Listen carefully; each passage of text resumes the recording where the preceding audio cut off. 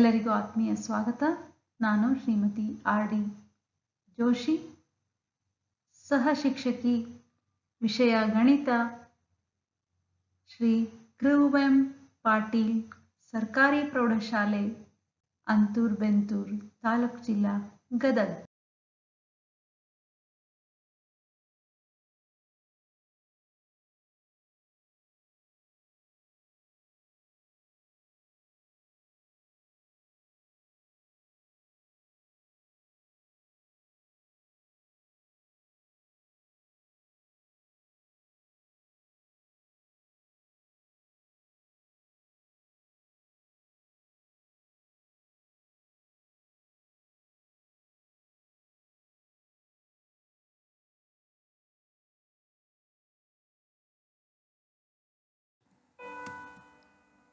ಬನ್ನಿ ಮಕ್ಕಳೇ, ಈಗ ಸೂತ್ರಗಳು ಹೇಗೆ ರೂಪುಗೊಳ್ತವೆ ಅಂತ ನೋಡೋಣ. ಹಾಗಾದರೆ ಈ ತರಗತಿಯಲ್ಲಿ ನಾವು ಮೂಲ ಬಿಂದುವಿನಿಂದ ದತ್ತ ಬಿಂದುವಿಗೆ ಇರುವ ದೂರ, ನಿರ್ದೇಶಾಂಕ ಸಮತಲದಲ್ಲಿನ ಯಾವುದೇ ಎರಡು ಬಿಂದುವಿಗೆ ಇರುವ ದೂರ, ದತ್ತ ರೇಖಾಖಂಡವನ್ನು ದತ್ತ ಅನುಪಾತದಲ್ಲಿ ವಿಭಾಗಿಸುವ ಬಿಂದುವಿನ ನಿರ್ದೇಶಾಂಕಗಳು, ಮಧ್ಯ ಬಿಂದುವಿನ ನಿರ್ದೇಶಾಂಕಗಳು, ನಿರ್ದೇಶಾಂಕ ಸಮತಲದಲ್ಲಿನ ತ್ರಿಭುಜದ ವಿಸ್ತೀರ್ಣ, ಈ ಎಲ್ಲ ಸೂತ್ರಗಳನ್ನು ಹೇಗೆ ಉತ್ಪತ್ತಿ ಮಾಡ್ತಾರೆ ಅನ್ನೋದನ್ನ ನೋಡೋಣ. ಇದು ವೈ ಅಕ್ಷ ಅಂತ ತಿಳ್ಕೊರಿ, ಇದು ಎಕ್ಸ್ ಅಕ್ಷ. ಇದು ಒಂದು ಬಿಂದು ಎ. ಈ ಬಿಂದು ಎಕ್ಸ್ ಅಕ್ಷದಿಂದ ಎಷ್ಟು ದೂರದಲ್ಲಿದೆ? ಅದು y ಅಷ್ಟು ದೂರದಲ್ಲಿದೆ ಅಂತ ಇಟ್ಕೊಳ್ಳೋಣ. ಎ ಬಿಂದುವಿನ ನಿರ್ದೇಶಾಂಕಗಳು XY. ಮೂಲ ಬಿಂದುವಿನಿಂದ ದತ್ತ ಬಿಂದುವಿಗೆ ಸೇರಿಸಲಾಗಿದೆ. ಇಲ್ಲೇ y ಉದ್ದವನ್ನು ತೋರಿಸಿದ್ದೀವಿ. ಇದು x ಉದ್ದ, ಇದು D. ಇದು ಮೂಲ ಬಿಂದು, ಇದರ ನಿರ್ದೇಶಾಂಕಗಳು 0, 0. ಇಲ್ಲಿ ಇದು ಬಿ ಬಿಂದು, ಇದು ಎಕ್ಸ್ ಅಕ್ಷದ ಮೇಲೆ ಇರೋದ್ರಿಂದ ಇದರ ನಿರ್ದೇಶಾಂಕಗಳು x, 0. ಈಗ ನಾವೇನು ಮಾಡಬೇಕು? OA ದೂರವನ್ನು ಕಂಡುಹಿಡಿಬೇಕು. ಅಂದರೆ ಮೂಲ ಬಿಂದುವಿನಿಂದ ಎ ಬಿಂದುವಿಗೆ ಇರುವ ದೂರ. ಅದಕ್ಕೊಂದು ಸೂತ್ರ ಹೇಗೆ ರೂಪುಗೊಳ್ಳುತ್ತದೆ ಅಂತ ನೋಡೋಣ. ಇದಕ್ಕೆ ನಮ್ಗೆ ಪೈಥಾಗರಸನ ಪ್ರಮೇಯದ ಸಹಾಯ ಬೇಕು. ಅದೇನು ಹೇಳುತ್ತಾ ಪೈಥಾಗರಸ್ ಪ್ರಮೇಯ? ಒಂದು ಲಂಬಕೋನ ತ್ರಿಭುಜದಲ್ಲಿನ ವಿಕರ್ಣದ ಮೇಲಿನ ವರ್ಗವು ಉಳಿದೆರಡು ಬಾಹುಗಳ ವರ್ಗಗಳ ಮೊತ್ತಕ್ಕೆ ಸಮ. ಹಾಗಾದರೆ ನಾವಿಲ್ಲಿ ಒಂದು ತ್ರಿಭುಜವನ್ನು ಕಾಣ್ತಾ ಇದ್ದೀವಿ, OAB ತ್ರಿಭುಜ. ಇಲ್ಲಿ ಬಿ ಬಿಂದುವಿನಲ್ಲಿ 90 ಡಿಗ್ರಿ ಉಂಟಾಗಿದೆ. ಆದ್ದರಿಂದ ಈ ತ್ರಿಭುಜವನ್ನು ನಾವು ಒಂದು ಲಂಬಕೋನ ತ್ರಿಭುಜ ಅಂತ ಹೇಳಬಹುದು. ಇದು ಲಂಬಕೋನ ತ್ರಿಭುಜ ಆಯಿತು ಅಂತಂದರೆ ನಾವು ಪೈಥಾಗರಸ್ ಪ್ರಮೇಯದ ಬಳಕೆ ಮಾಡಬಹುದು. ಈ ಲಂಬಕೋನ ತ್ರಿಭುಜದಲ್ಲಿ ನೋಡ್ರಿ, OB ಅಳತೆ x ಆಗಿದೆ ಮತ್ತು AB ಅಳತೆ y ಆಗಿದೆ ಮತ್ತು OA ಅಳತೆಯನ್ನು D ಅಂತ ಇಟ್ಕೊಳ್ಳೋಣ. ಇದನ್ನ ಡಿಸ್ಟೆನ್ಸ್ ಫಾರ್ಮುಲಾ ಅಂತ ಕರೀತಾರೆ ಇಂಗ್ಲಿಷ್ನಲ್ಲಿ. ನಾವು ಕನ್ನಡದಲ್ಲಿ ದೂರದ ಸೂತ್ರ ಅಂತ ಹೇಳ್ತೇವೆ. ಮೂಲ ಬಿಂದುವಿನಿಂದ ಯಾವುದೇ ಬಿಂದುವಿಗೆ ಇರುವ ದೂರ, ಅದನ್ನ D ಅಂತ ಗುರುತಿಸ್ತೀವಿ.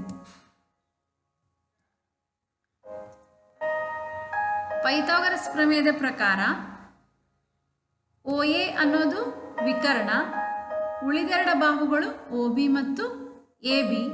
ಹಾಗಾದರೆ ಇಲ್ಲಿ ಹೇಳ್ತಾ ಇದ್ದಾರಲ್ಲ, ವಿಕರ್ಣದ ಮೇಲಿನ ವರ್ಗವು ಅಂದ್ರೆ ವಿಕರ್ಣ ಅಂತಂದ್ರೆ OA ಸ್ಕ್ವೇರ್, ವಿಕರ್ಣದ ಮೇಲಿನ ವರ್ಗ OA ಸ್ಕ್ವೇರ್. ಇವು ಉಳಿದೆರಡು ಬಾಹುಗಳ ವರ್ಗಗಳ ಮೊತ್ತಕ್ಕೆ ಸಮ. ಇದು ಪೈಥಾಗರಸ್ ಪ್ರಮೇಯದ ಹೇಳಿಕೆಯ ಪ್ರಕಾರ. ಹಾಗಾದರೆ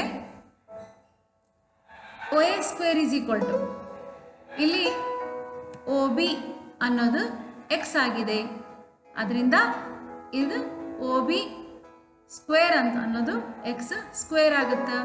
ಹಾಗೆ ಎ ಬಿ ಅನ್ನೋದು ವೈ ಆಗಿದೆ, ಎ ಬಿ ಸ್ಕ್ವೇರ್ ಅನ್ನೋದು ವೈ ಸ್ಕ್ವೇರ್ ಆಗುತ್ತೆ. ಹೌದಾ? ಹಾಗಾದರೆ O A square is equal to X square plus Y square. ನಮಗೆ ಬರೀ ಒ ಎ ಅಷ್ಟೇ ಬೇಕು, ಯಾಕಂದ್ರೆ ಒ ಎ ಅನ್ನೋದು ಮೂಲ ಬಿಂದುವಿನಿಂದ ದತ್ತ ಬಿಂದುವಿಗೆ ಇರುವ ದೂರ. ಇಲ್ಲಿಯ ಸ್ಕ್ವೇರನ್ನು ತೆಗೆದು ಬಲಭಾಗಕ್ಕೆ ಹಾಕಿದಾಗ ಅದು ಸ್ಕ್ವೇರ್ ರೂಟ್ ಆಗ್ತದೆ, ವರ್ಗಮೂಲ. ಹಾಗಾದರೆ O A is equal to square root of X square plus Y square. ಈ ಎಕ್ಸ್ ವೈ ಅಂದ್ರೇನು? ದತ್ತ ಬಿಂದುವಿನ ನಿರ್ದೇಶಾಂಕಗಳು. ಹಾಗಾದರೆ ಒ ಎ ಅನ್ನೋದನ್ನು ಡಿ ಆಗಿ ಇಟ್ಕೊಂಡ್ರೆ D is equal to root of X square plus Y square. ಇದ್ರ ಮೇಲೊಂದು ಲೆಕ್ಕ ಮಾಡೋಣ. 3,5 ಈ ಬಿಂದುವು ಮೂಲ ಬಿಂದುವಿನಿಂದ ಎಷ್ಟು ದೂರದಲ್ಲಿದೆ? ಹಾಗಾದರೆ ದತ್ತ ಬಿಂದು 3, 5. ಹಾಗಾದರೆ ಎಕ್ಸ್ ಅಂದ್ರೆ 3, ವೈ ಅಂದರೆ 5. ಸೂತ್ರ D is equal to root of X square plus Y square. ನಾವು ಬೆಲೆಗಳನ್ನು ತುಂಬಿದಾಗ ಎಕ್ಸ್ ಅಂದರೆ 3, ವೈ ಅಂದರೆ 5, 3 square plus Y square under the root. 3 square ಅಂದ್ರೆ 9, 5 ಸ್ಕ್ವೇರ್ ಅಂದ್ರೆ 25. 9, 25 ಕೂಡಿಸಿದ್ರೆ 34. ಈ 34 ಒಂದು ವರ್ಗ ಸಂಖ್ಯೆ ಅಲ್ಲ, ಆದ್ದರಿಂದ ಇದನ್ನು ಹೀಗೆ ಇಡಬೇಕಾಗತ್ತೆ. ಹಾಗಾದರೆ ದತ್ತ ಬಿಂದುವು ಮೂಲ ಬಿಂದುವಿನಿಂದ ರೂಟ್ 34 ಮೂಲಮಾನಗಳಷ್ಟು ದೂರದಲ್ಲಿದೆ. ಇಷ್ಟೇ. ಈ ಥರ ನಾವು ಈ ಸೂತ್ರವನ್ನು ಉಪಯೋಗಿಸಿ ಲೆಕ್ಕ ಮಾಡಬಹುದು. ಈಗ ನೆಕ್ಸ್ಟ್, ನಿರ್ದೇಶಾಂಕ ಸಮತಲದಲ್ಲಿನ ಯಾವುದೇ 2 ಬಿಂದುಗಳಿಗೆ ಇರುವ ದೂರ.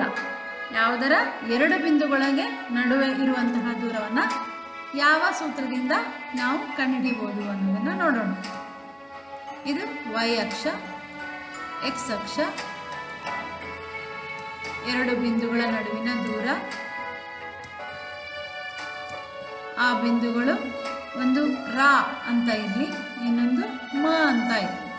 ನಾವು ಯಾವಾಗಲೂ ಎ ಬಿ ಅಂತ ತಗೊಳ್ತಿರ್ತೀವಲ್ಲ, ಫಾರ್ ಎ ಚೇಂಜ್ ಈಗ ನಾನು ಒಂದು ಬಿಂದುವನ್ನು ರಾ ಅಂತ ತಗೊಂಡಿದ್ದೀನಿ, ಇನ್ನೊಂದು ಬಿಂದು ಮ ಅಂತ ತಗೊಂಡಿದ್ದೀನಿ. ಈ ರಾದ ನಿರ್ದೇಶಾಂಕಗಳು x1 y1 ಆಗಿರಲಿ. ಹಾಗಾದರೆ ಇಲ್ಲಿಂದ ಇಲ್ಲಿಗೆ ಇರುವಂತಹ ದೂರ ಏನಾಗುತ್ತಾ? x1 ಆಗುತ್ತಾ.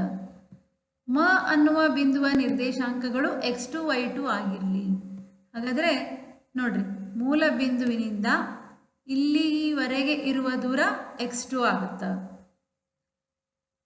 ಹೇಗೆ ಇದು y1 ಆಗುತ್ತಾ, ಅದೇ ರೀತಿ ಈ ಉದ್ದ y2 ಅಂತ ಆಗುತ್ತೆ. ಹಾಗಾದರೆ ಇಲ್ಲಿಂದ ಇಲ್ಲಿಯವರೆಗೆ ಇರುವ ದೂರ ಅಥವಾ ಇಲ್ಲಿಂದ ಇಲ್ಲಿಯವರೆಗೆ ಇರುವ ದೂರ ಎರಡು ಒಂದೇ ಆಗಿರ್ತದೆ. ನಮಗೆ ಗೊತ್ತು, ಇಲ್ಲಿಂದ ಇಲ್ಲಿಯವರೆಗೆ x2 ಮತ್ತು ಇಲ್ಲಿಂದ ಇಲ್ಲಿಯವರೆಗೆ x1. ಹಾಗಾದರೆ ನಮ್ಗೆ ಕೇವಲ ಇಷ್ಟು ದೂರದ ಅಳತೆ ಮಾತ್ರ ಬೇಕು ಅಂತಂದ್ರೆ ಅದು x2 ಮೈನಸ್ x1 ಆಗಿರುತ್ತೆ. ಇದು ಸಮಾಂತರ ಆಗಿರೋದ್ರಿಂದ ಇದು ಕೂಡ x2 ಮೈನಸ್ x1 ಆಗಿರ್ತದೆ. ಇನ್ನೊಂದು ಬಿಂದು ಇಲ್ಲಿ ಜ ಅಂತ ಇಟ್ಕೊಳ್ಳೋಣ. ಈ ಅಳತೆ x1, ಇದು x2 ಮೈನಸ್ x1. ಈ ಅಳತೆ y1, ಇದು y2 ಮೈನಸ್ y1. ಹೀಗೆ ನಾವು ಎಲ್ಲ ಅಳತೆಗಳನ್ನು ಸರಿಯಾಗಿ ನೋಡ್ಕೊಳ್ಳೋಣ. ಇದು ಕೂಡ ಪೈಥಾಗರಸ್ ಪ್ರಮೇಯದ ಅನ್ವಯವನ್ನು ಕಾಣ್ತದೆ. ಹಾಗಾದರೆ ಡಿಸ್ಟೆನ್ಸ್ ಫಾರ್ಮುಲಾ, ದೂರದ ಸೂತ್ರ ಏನು ಅಂತ ನೋಡೋಣ. ಪೈಥಾಗರಸ್ ಪ್ರಮೇಯದಿಂದ Rama square is equal to Raja square plus ಮಜಾ ಸ್ಕ್ವೇರ್. ಏನೋ ಒಂಥರ ಮಜಾ ಬರ್ತದಲ್ಲ, ಈ ಥರ ನಾವು ಬಿಂದುಗಳನ್ನು ಹೆಸರಿಸಿದಾಗ ಇಲ್ಲೇ ನೋಡ್ರಿ ನಮಗೆ ಗೊತ್ತು ಇದು ವಿಕರ್ಣ. ಯಾಕಂದರೆ ಇಲ್ಲಿ 90 ಡಿಗ್ರಿ ಕೋನ ಇದೆ. ಈ ತ್ರಿಭುಜ ಲಂಬಕೋನ ತ್ರಿಭುಜ. ಹಾಗಾದರೆ ವಿಕರ್ಣ ಯಾವುದು? ಇಲ್ಲೇ ರಾಮ ಅನ್ನೋದು ವಿಕರ್ಣ. ಉಳಿದೆರಡು ಬಾಹುಗಳು ಯಾವ್ಯಾವುದು? ರಾಜ ಅನ್ನೋದು ಒಂದು ಬಾಹು, ಮಜ ಅನ್ನೋದು ಒಂದು ಬಾಹು. ಹಾಗಾದರೆ ವಿಕರ್ಣದ ಮೇಲಿನ ವರ್ಗವು ಉಳಿದೆರಡು ಬಾಹುಗಳ ವರ್ಗಗಳ ಮೊತ್ತಕ್ಕೆ ಸಮ ಅನ್ನೋದನ್ನು ನಾವು ಹೆಂಗೆ ಬರಿಬೋದು? Rama square is equal to Raja square plus ಮಜಾ ಸ್ಕ್ವೇರ್. ಅದೇನಾಗುತ್ತ ನೋಡ್ರಿಲೆ, ಈ ಬಿಂದುಗಳ ನಡುವಿನ ದೂರಕ್ಕೆ ನಾವು ಬೆಲೆಗಳನ್ನು ತುಂಬಿದಾಗ ಇಲ್ಲಿ ಚಿತ್ರದಲ್ಲಿ ನೋಡ್ರಿ, ರಾಜ ಅಂದರೆ ಇಷ್ಟು. ಹಾಗಾದರೆ ಅದರ ಅಳತೆ x2 - x1. ಇನ್ನು ಮಜಾ ಅಂತಂದ್ರೆ ಇಲ್ಲಿಂದ ಇಲ್ಲಿವರೆಗೆ ಮಾತ್ರ, ಅದು y2 - y1. ಯಾಕಂದ್ರೆ ಇದು y2, ಅದರಲ್ಲಿ y1 ಮೈನಸ್ ಮಾಡಬೇಕು, ಅವಾಗ ಉಳಿಯೋದು ನಮ್ಗೆ y2 - y1. ಹಾಗಾದರೆ ಮಜಾ ಅಂತ ಇದ್ದಲ್ಲೇ y2 - y1, ರಾಜ ಅಂತ ಇದ್ದಲ್ಲೇ x2 - x1 ಹಾಕಿದಾಗ ನಮ್ಗೆ ಈ ರೀತಿ ಬರ್ತವೆ. ನಮಗೆ ರಾಮ ಅಷ್ಟೇ ಬೇಕು, ಇಲ್ಲಿ ರಾಮ ಸ್ಕ್ವೇರ್ ಅಂತ ಇದೆ. ಹಾಗಾದರೆ ರಾಮ ಅನ್ನೋದನ್ನು ನಾವು ಡಿ ಅಂತ ಇಟ್ಕೊಂಡಿವಿ. ಯಾಕಂದರೆ ಯಾವುದೇ ಎರಡು ಬಿಂದುಗಳ ನಡುವಿನ ದೂರವನ್ನು ನಾವು ಡಿ ಅಂತ ಕೊಟ್ಟಿದ್ದೀವಿ. ಹಾಗಾದರೆ ಈ ಸ್ಕ್ವೇರ್ ಆ ಸೈಡ್ ಹೋದಾಗ, ಬಲಗಡೆ ಹೋದಾಗ ಅದು ಸ್ಕ್ವೇರ್ ರೂಟ್ ಆಗುತ್ತೆ. ಸ್ಕ್ವೇರ್ ರೂಟ್ ಒಳಗಡೆದು ಹಾಗೆ ಇರ್ತದೆ, x2 - x1 whole square plus y2 - y1 whole square. ಇದು ಫೈನಲ್ ಫಾರ್ಮುಲಾ. ಇದು D is equal to root of x2 - x1 whole square plus y2 - y1 whole square. ಗೊತ್ತಾಯ್ತಾ ಮಕ್ಕಳೇ? ಹಾಂ, ಇದನ್ನು ನಾವು ಪುಸ್ತಕದಲ್ಲಿ ಇರುವಂತೆ ನೋಡೋಣ. ಇದು ಒಂದು ಬಿಂದು ಎ, ಇದರ ನಿರ್ದೇಶಾಂಕಗಳು x1 y1 ಆಗಿರಲಿ. ಇದು ಒಂದು ಬಿಂದು ಸಿ, ಇದರ ನಿರ್ದೇಶಾಂಕಗಳು x2 y2 ಅಂತ ತಗೊಳ್ಳೋಣ. ಇಲ್ಲೇ ಬಿಂದು ಇ, ಬಿಂದು ಡಿ ಇದೆ. ಇದು ಮೂಲ ಬಿಂದು. ಇಲ್ಲಿಂದ ಇಲ್ಲಿಯವರೆಗೆ ಇರುವ ದೂರ x1 ಮತ್ತು ಮೂಲ ಬಿಂದುವಿನಿಂದ ಡಿ ವರೆಗೆ ಇರುವ ದೂರ x2.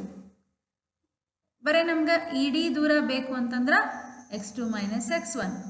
ಆಮೇಲೆ ಇ D is equal to A B ಆಗಿದೆ, ಅದು ಕೂಡ x2 - x1. ಇನ್ನು ಈ ದೂರ ನೋಡ್ರಿ, ಸಿ ಡಿ ದೂರ ಅಂತಂದ್ರೆ y2. ನಮ್ಗೆ ಬರೀ ಸಿ ಬಿ ದೂರ ಅಷ್ಟೇ ಬೇಕು ಅಂತಂದ್ರೆ ಈ y1 ಅನ್ನು ಮೈನಸ್ ಮಾಡಬೇಕು. y1 ಅಂತಂದ್ರೆ ಈ ದೂರಕ್ಕೆ ಸಮ. ಎ ಇ ದೂರ ಎಷ್ಟದನೋ ಅದೇ ಬಿ ಡಿ ದೂರ. ಇಲ್ಲಿ ಎ ನಿರ್ದೇಶಾಂಕಗಳು x1 y1 ಇರೋದ್ರಿಂದ ಎ ಇ ದೂರ y1 ಅಂತ ಹೇಳ್ತೇವೆ. ಇದು ಕೂಡ y1ಗೆ ಸಮ ಆಗುತ್ತೆ. ಹಾಗಾದರೆ ಬಿ ಡಿ ಒಳಗ ಸಿ ಡಿ ಒಳಗ ಬಿ ಡಿ ಮೈನಸ್ ಮಾಡಿದ್ರೆ ನಮ್ಗೆ ಸಿ ಬಿ ಉಳಿತದ ಅಲ್ಲ. ಅಂದರೆ y2 ಒಳಗ y1 ಮೈನಸ್ ಮಾಡಿದ್ರೆ ಉಳಿಯೋದು ಸಿ ಬಿ. ಅದನ್ನು ನಾವು y2 - y1 ಅಂತ ತಗೊಂಡೇವಿ. ಹಾಗಾದರೆ ಪೈಥಾಗರಸ್ ಥಿಯರಮ್ ಪ್ರಕಾರ ಇಲ್ಲೇ ನಾವು ac² = ab² + bc² ಇಲ್ಲಿ ಇದ್ದಲ್ಲೇ ಎ ಬಿ ಬದಲಿಗೆ x2 - x1 ಹೋಲ್ ಸ್ಕ್ವೇರ್. ನೋಡಿರಿ, A B is nothing but x2 - x1. ಅದೇ ರೀತಿ bc², bc ಇದ್ದಲ್ಲೇ y2 - y1 whole square. ಈ ಎ ಸಿ ಅನ್ನೋದನ್ನು ನಾವು ಡಿ ಅಂತ ಇಟ್ಕೊಂಡಿವಿ. ಯಾಕಂದರೆ ಯಾವುದೇ ಎರಡು ಬಿಂದುಗಳ ನಡುವಿನ ದೂರ ಅಂತ ಬೇಕು ನಮ್ಗೆ. ಈ ಚಿತ್ರದಲ್ಲಿ ಎ ಸಿ ಅಂತ ತಗೊಂಡಿದ್ದೀವಿ, ಆದರೆ ಸಾಮಾನ್ಯವಾಗಿ ಯಾವುದೇ ಎರಡು ಬಿಂದುಗಳ ನಡುವಿನ ದೂರ ಅಂತ ತಗೊಂಡಾಗ ಅದನ್ನು ಡಿ ಅಂತ ನಿರೂಪಿಸ್ತೀವಿ. ಹಾಗಾದರೆ ಡಿ ಈಸ್ ಈಕ್ವಲ್ ಟು ಈ ಸ್ಕ್ವೇರ್ ಬಲಗಡೆ ಹೋದಾಗ ರೂಟ್ ಆಗ್ತದೆ, D is equal to root of x2 minus x1 whole square plus y2 minus y1 whole square. ಇದನ್ನೇ ನಾವು ದೂರದ ಸೂತ್ರ ಅಂತ ಹೇಳೋದು. ಈ ದೂರದ ಸೂತ್ರ ಬಳಸಿ ಒಂದು ಲೆಕ್ಕ ಮಾಡೋಣ. 2 7 ಮತ್ತು -1 6 ಈ ಬಿಂದುಗಳ ನಡುವಿನ ದೂರ ಕಂಡುಹಿಡಿಯಿರಿ ಅಂತ ಹೇಳ್ತಾರೆ. ಇಲ್ಲಿ ನಾವು ಮೊದಲನೇದಾಗಿ ಏನು ಮಾಡಬೇಕಂದ್ರೆ x1 y1 ಯಾವುದು, x2 y2 ಯಾವುದು ಅಂತ ಕಂಡುಹಿಡ್ಕೊಳ್ಬೇಕು. ಇದು x1 y1, ಇದು x2 y2 ಅಂತ. ಹಾಗಾದರೆ ಸೂತ್ರ ಹಾಕೋಣ.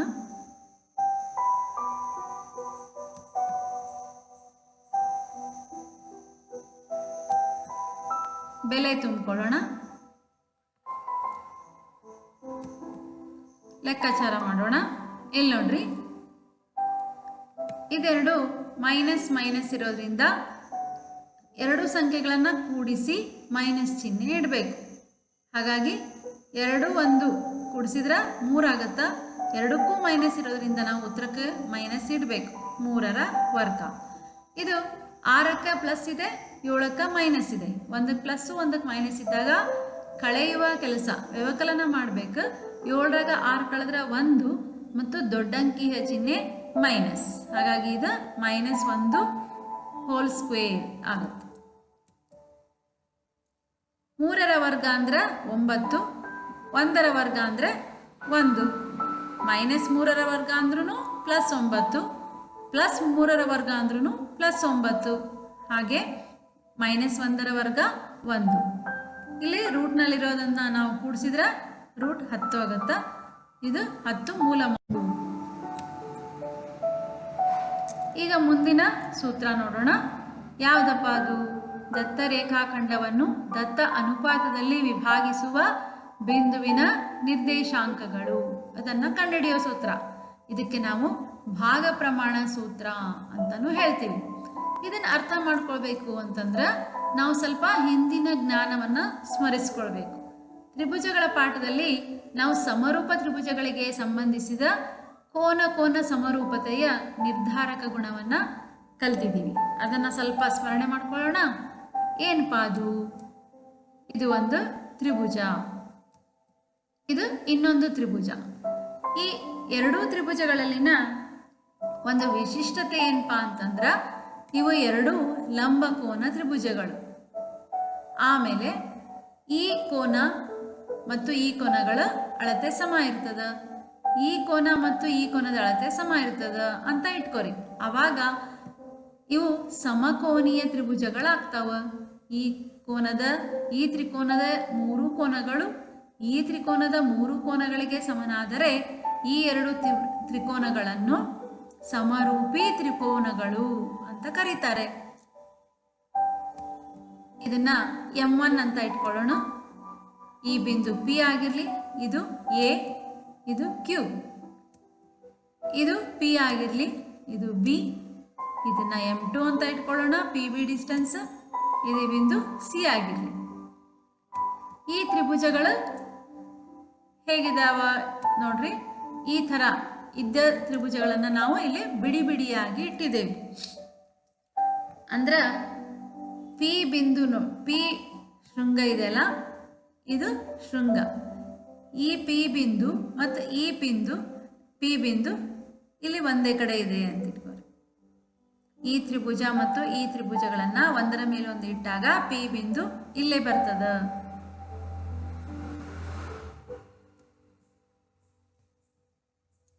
ಈ ಎರಡು ತ್ರಿಭುಜಗಳು ಸಮರೂಪಿ.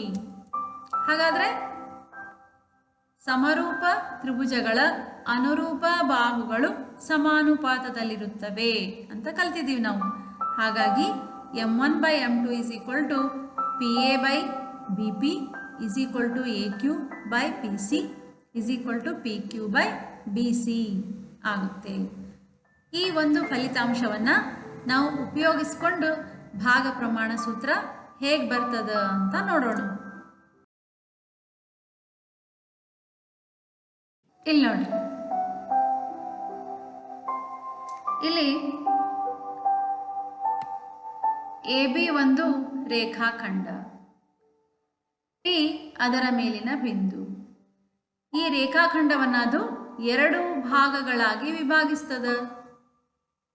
ಒಂದರ ಅಳತೆ m1, ಇನ್ನೊಂದರ ಅಳತೆ m2. ಹಾಗಾದರೆ ಈ 2 ಭಾಗಗಳ ಅನುಪಾತ ಅಂದ್ರೆ m1 ಅನುಪಾತ m2, ಈ ಅನುಪಾತದಲ್ಲಿ ಇದು ವಿಭಾಗಿಸ್ತದೆ. ಇದರ ನಿರ್ದೇಶಾಂಕಗಳು ಏನು? x y ಅಂತ ಇಟ್ಕೊಳ್ಳೋಣ. ಎ ಬಿಂದುವಿನ ನಿರ್ದೇಶಾಂಕಗಳು x1 y1 ಆಗಿರಲಿ, ಬಿ ಬಿಂದುವಿನ ನಿರ್ದೇಶಾಂಕಗಳು x2 y2 ಆಗಿರಲಿ. ಆವಾಗ ಅಳತೆಗಳು ಯಾವ್ಯಾವ ರೀತಿ ಇರ್ತಾವೆ ನೋಡ್ರಿ. ಇದು ಒಂದು ಲಂಬಕೋನ ತ್ರಿಭುಜ, ಇದು ಕೂಡ ಒಂದು ಲಂಬಕೋನ ತ್ರಿಭುಜ. ಅಂದರೆ ಈ 2 ತ್ರಿಭುಜಗಳಲ್ಲಿ ಇದು ಲಂಬಕೋನ, ಇದು ಲಂಬಕೋನ. ಒಂದು ಕೋನಕ್ಕೆ ಸಮ ಆಯಿತು. ಇನ್ನು ಈ ಕೋನ ನೋಡ್ರಿ, ಕೋನ ಪಿ, ಬಿ ಪಿ ಸಿ ಕೋನ ಮತ್ತು ಕೋನ ಪಿ ಎ ಕ್ಯೂ ಕೋನ, ಇವೆರಡು ಅನುರೂಪ ಕೋನಗಳು. ಯಾಕೆಂದರೆ ಎ ಕ್ಯೂ ಸಮಾಂತರ ಪಿ ಸಿ ಆಗಿದೆ. ಹಾಗಾಗಿ ಈ ಅನುರೂಪ ಕೋನಗಳು ಸಮನಾಗಿರ್ತಾವ. ಹಾಗಾದರೆ ಈ 2 ತ್ರಿಭುಜಗಳಲ್ಲಿ ಈಗ ನಾವು 2 ಕೋನಗಳು ಪರಸ್ಪರ ಸಮನಾಗಿದೆ ಅಂತ ತಿಳ್ಕೊಂಡ್ವಿ. ಹಾಗೆ 3ನೇ ಕೋನ ಸಮನಾಗೇ ಇದ್ದೇ ಇರ್ತದಲ್ಲ. ಹಾಗಾಗಿ ಈ 2 ತ್ರಿಭುಜಗಳು ಎಂತಹ ತ್ರಿಭುಜಗಳು? ಸಮರೂಪಿ ತ್ರಿಭುಜಗಳು, ಸಮಕೋನೀಯ ಮತ್ತು ಸಮರೂಪಿ ತ್ರಿಭುಜಗಳು. ಈಗಿನ ನಾವು ಸ್ಮರಿಸಿದ್ವಲ್ಲ ಕೋನ ಕೋನ ನಿರ್ಧಾರಕ ಗುಣ, ಅದರ ಪ್ರಕಾರ ನೋಡೋಣ. m1/m2 = PA/BP = AQ/PC = PQ/BC. ಹಾಗಾದರೆ ನಾವು ಈ ಅಳತೆ ಮಾತ್ರ ತಗೊಳ್ಳೋಣ. m1/m2 = PA/BP = AQ/PC ಅಂತ ಹೇಳಿ. ಇಲ್ಲಿ AQ ಅಂತಂದರೆ ಈ ಅಳತೆ RSಗೆ ಸಮ ಅಂತ ಇಟ್ಕೊಳ್ಳೋಣ. PC ಅಂತಂದ್ರೆ ST ಅಂತ ಇಟ್ಕೊಳ್ಳೋಣ. ಹಾಗಾದರೆ ಅದು ಯಾವುದಕ್ಕೆ ಸಮ ಆಗುತ್ತಾ? AQ ನೋಡ್ರಿ, ಇಲ್ಲೇ AQ ಅಂತ ಏನಿದೆ ಅಲ್ಲ, ಇದು RSಗೆ ಸಮ. ಹಾಗಾದರೆ RSನ ಡಿಸ್ಟೆನ್ಸ್, ದೂರ ಎಷ್ಟಿರ್ಬೋದು? RSನ ಡಿಸ್ಟೆನ್ಸ್ ಎಷ್ಟಿದೆ? ಇಲ್ಲಿಂದ ಇಲ್ಲಿವರೆಗೆ x ಮತ್ತು ಇಲ್ಲಿಂದ ಇಲ್ಲಿವರೆಗೆ x1. ಹಾಗಾದ್ರೆ x - x1 ಆಗಿರ್ತದೆ. RS x - x1. ಹಾಗಾದರೆ AQ ಕೂಡ x - x1. ಅದೇ ರೀತಿ PC ಅಳತೆ ನೋಡ್ರಿ, ಇಲ್ಲಿ PC ಅಳತೆ ST ಅಳತೆಗೆ ಸಮ ಇರ್ತದೆ. ST ಅಳತೆ ಅಂದ್ರೆ ಈ ಮೂಲ ಬಿಂದುವಿನಿಂದ Tಗೆ ಇರುವ ದೂರ ಏನದು? x2. ಮೂಲ ಬಿಂದುವಿನಿಂದ Sಗೆ ಇರುವ ದೂರ x. ಹಾಗಾಗಿ ST ಅಂತಂದ್ರೆ x2 - x. ಹಾಗಾಗಿ ಇಲ್ಲಿ ನಾವು ಬರ್ಕೊಂಡಿದ್ದೀವಿ m1/m2 = x - x1 / x2 - x. ಇದನ್ನು ಓರೆ ಗುಣಾಕಾರ ಮಾಡಿದಾಗ ನಾವು ಈ ರೀತಿ ಕಾಣ್ತೇವೆ ನೋಡ್ರಿ. m1 × x2 - x = m2 × x - x1. ಇದನ್ನು ಗುಣಿಸಿದಾಗ m1x2 - m1x = m2x - m2x1 ಅಂತ ಆಗುತ್ತಾ. ಈಗ ನಾವು ಏನು ಮಾಡಿದ್ದೀವಿ? ಇಲ್ಲಿ m1 ಟರ್ಮ್ಸ್ ಮತ್ತು m2 ಟರ್ಮ್ಸನ್ನು ಎಕ್ಸ್ಚೇಂಜ್ ಮಾಡಿದ್ದೀವಿ. m1x2 plus m2x minus m2x1 ಆಗ ಈ ರೀತಿ ನಮ್ಗೆ ಸಿಗ್ತದೆ. ಇಲ್ಲೇ ನಾವು ಏನು ಮಾಡಿದ್ದೀವಿ? x ಕಾಮನ್ ತಗೊಂಡಿದ್ದೀವಿ. ಆವಾಗ ಈ ರೀತಿ ಆಗತ್ತಾ. ಓನ್ಲಿ x ಏನಾಗುತ್ತಪ್ಪ ಸಮ ಅಂತ ಅಂದರೆ x = m1x2 plus m2x1 / m1 plus m2. ಅದೇ ರೀತಿ ನಮ್ಗೆ y ಬೆಲೆನೂ ಹೀಗೆ ಸಿಗ್ತದೆ m1y2 plus m2y1 / m1 plus m2. ಇದನ್ನೇ ನಾವು ಭಾಗ ಪ್ರಮಾಣ ಸೂತ್ರ ಅಂತ ಹೇಳೋದು. ಇದೊಂದು ಲೆಕ್ಕ ಮಾಡೋಣ ನೋಡ್ರಿ. 2, 3 ಹಾಗೂ -6, 5 ಬಿಂದುಗಳನ್ನು ಸೇರಿಸುವ ರೇಖಾಖಂಡವನ್ನು 4:7 ಅನುಪಾತದಲ್ಲಿ ವಿಭಾಗಿಸುವ ಬಿಂದುವಿನ ನಿರ್ದೇಶಾಂಕವನ್ನು ಕಂಡುಹಿಡಿಯಿರಿ. ಮೊದಲನೇದಾಗಿ ನಾವೇನು ಮಾಡಬೇಕು? x1 y1 ಯಾವುದು, x2 y2 ಯಾವುದು, m1 m2 ಯಾವುದು ಅಂತ ನೋಡ್ಕೋಬೇಕು.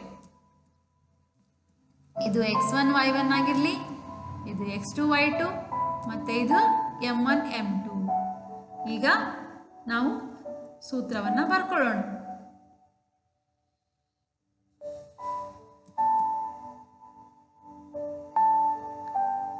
ಈಗ ಬೆಲೆಗಳನ್ನು ತುಂಬಿಕೊಳ್ಳೋಣ.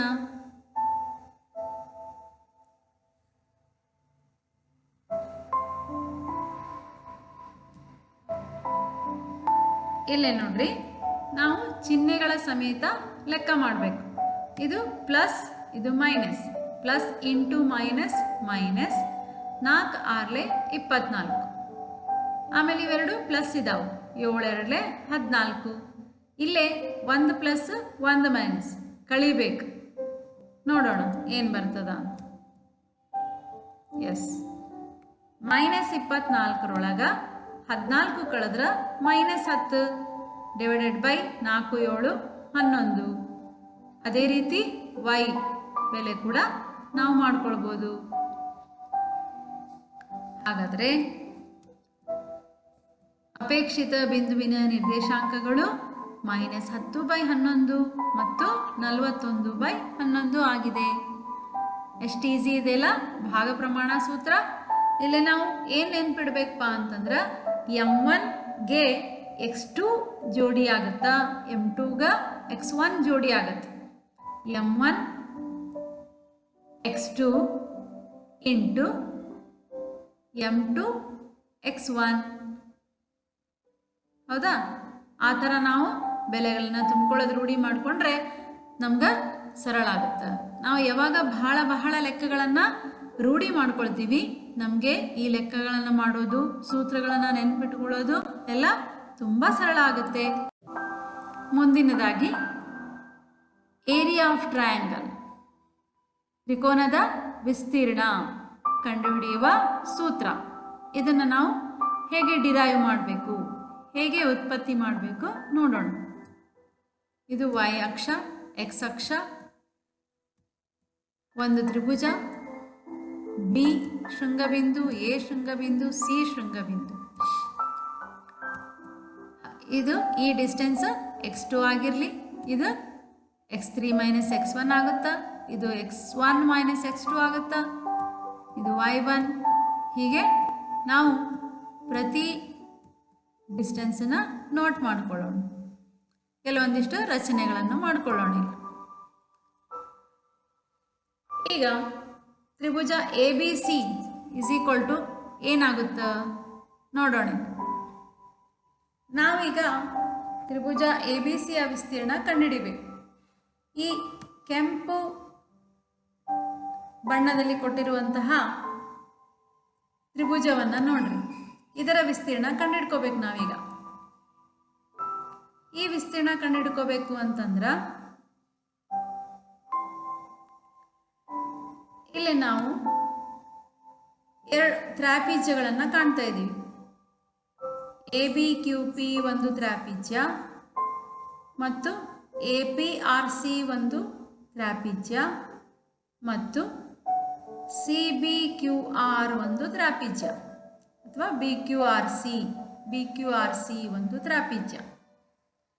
ಈ ABQP ತ್ರಾಪಿಜ್ಯ ನೋಡ್ರಿ, ABQP ತ್ರಾಪಿಜ್ಯ ಪ್ಲಸ್ APRC ತ್ರಾಪಿಜ್ಯ. ಈ ಎರಡೂ ತ್ರಾಪಿಜ್ಯಗಳ ವಿಸ್ತೀರ್ಣಗಳನ್ನು ಕೂಡಿಸಿ ಈ ತ್ರಾಪಿಜ್ಯವನ್ನು ಮೈನಸ್ ಮಾಡಿದರೆ, BQRC ತ್ರಾಪಿಜ್ಯವನ್ನು ಮೈನಸ್ ಮಾಡಿದರೆ ನಮಗೆ ಸಿಗುವುದೇ ತ್ರಿಕೋನ ABCಯ ವಿಸ್ತೀರ್ಣ. ಈಗ ತ್ರಾಪಿಜ್ಯದ ವಿಸ್ತೀರ್ಣದ ಸೂತ್ರ ಏನು? ಅರ್ಧ ಇಂಟು ಸಮಾನಾಂತರ ಬಾಹುಗಳ ಮೊತ್ತ ಇಂಟು ತ್ರಾಪಿಜ್ಯದ ಎತ್ತರ. ಆ ಪ್ರಕಾರ ಮಾಡಿದಾಗ ನಮ್ಗೆ ಈ ಥರ ಸಿಗ್ತದೆ. ತ್ರಿಭುಜ A B C is equal to ಅರ್ಧ into B Q plus A P ಸಮಾನಾಂತರ ಬಾಹುಗಳು. ಕ್ಯೂ ಪಿ ಅಂತಂದ್ರೆ ಎತ್ತರ. ಅದೇ ರೀತಿ ಅರ್ಧ into A P plus C R ಸಮಾನಾಂತರ ಬಾಹುಗಳು ಮತ್ತು ಈ ತ್ರಾಪಿಜ್ಯದ ಎತ್ತರ P R minus 1/2 into B Q plus C R ಇವು ಕೂಡ ಸಮಾಂತರ ಬಾಹುಗಳು ಕ್ಯೂ ಆರ್ ಇದು ಬಿ ಕ್ಯೂ ಆರ್ ಸಿ ತ್ರಾಪಿಜ್ಯದ ಎತ್ತರ. ಹಾಗಾದರೆ ಈ ರೀತಿಯಾಗಿ ನಾವು ಕಾಣ್ತೀವಿ. ನಾವು ಕಳೆದ ಸಾರಿ ಹೇಳ್ದಂಗೆ ಇಲ್ಲಿ ನೋಡ್ರಿ ಬಿ ಕ್ಯೂ ಅಂತಂದ್ರೆ ಏನು, y2 ಅಂದರೆ ಏನು, ವೈ ಪಿ ಅಂದರೆ ಏನು, ಇದನ್ನೆಲ್ಲ ನಾವಿಲ್ಲೇ ನೋಡ್ಕೊಳ್ಳೋಣ. ಇಲ್ಲಿ ಈ ಡಿಸ್ಟೆನ್ಸ್ ಮೂಲ ಬಿಂದುವಿನಿಂದ ಈವರೆಗೆ ಕ್ಯೂ ಬಿಂದುವಿನವರೆಗೆ ಡಿಸ್ಟೆನ್ಸ್ x2 ಮತ್ತು ಬರೀ ಕ್ಯೂ ಪಿ ಅಂತಂದ್ರೆ x1 minus x2, P R ಅಂತಂದ್ರೆ x3 ಮೈನಸ್ x1. ಈ ಡಿಸ್ಟೆನ್ಸ್ ಎ ಪಿ ಅಂತಂದ್ರೆ y1 ಯಾಕಂದ್ರೆ ಎ ಯ ನಿರ್ದೇಶಾಂಕಗಳು x1 y1 ಮತ್ತು ಸಿ ಆರ್ ಡಿಸ್ಟೆನ್ಸ್ y3.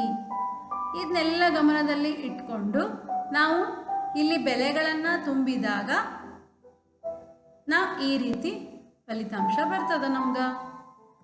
ಇವುಗಳನ್ನು ನಾವು ಗುಣಾಕಾರ ಮಾಡಿ ಸಿಂಪ್ಲಿಫಿಕೇಶನ್ ಮಾಡಿದಾಗ ನಮ್ಗೆ ಕೊನೆಯದಾಗಿ ಈ ರೀತಿ ಬರ್ತದೆ. ಏನದು? ತ್ರಿಭುಜ ಎ ಬಿ ಸಿಯ ವಿಸ್ತೀರ್ಣ is equal to 1/2 into x1 into y2 minus y3 plus x2 into y3 minus y1 plus x3 into y1 minus y2. ಈ ಸೂತ್ರ ನೆನ್ಪಿಟ್ಕೊಳ್ಳೋದು ತುಂಬ ಈಸಿ ನೋಡ್ರಿ. ನಿಮಗೆ ಗೊತ್ತಾಗ್ತಾ ಇದೆಯಾ? ಇಲ್ಲಿ ಕೆಳಗಿನ ಸಂಖ್ಯೆಗಳು ನೋಡಿ 1 2 3 2 3 1 3 1 2. ಈ 1 2 3 ಚಕ್ರಾಕಾರವಾಗಿ ಬದಲಿಸ್ತಾ ಹೋದರೆ ಆಯಿತು. ಇಲ್ಲಿ x1 ಇಲ್ಲಿ x2 ಇಲ್ಲೇ x3 ಇಲ್ಲೇ 2 3 3 1 1 2 ಅಂದ್ರೆ 1 2 3 ಇಲ್ಲೇ 2 ಇಂದ ಚಲೋ ಮಾಡಿ 2 3 1 ಇಲ್ಲೇ 3 ಇಂದ ಚಲೋ ಮಾಡಿ 3 1 2. ಎಷ್ಟು ಈಸಿ ಇದೆಯಲ್ಲ?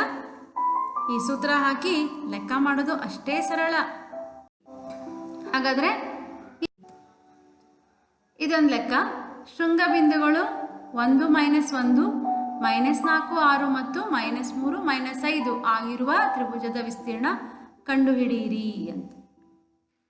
ಇಲ್ಲಿ x1 y1 ಯಾವುದು, x2 y2 ಯಾವುದು, x3 y3 ಯಾವುದು ನೋಡ್ಬೇಕು ಮೊದಲೇಕ.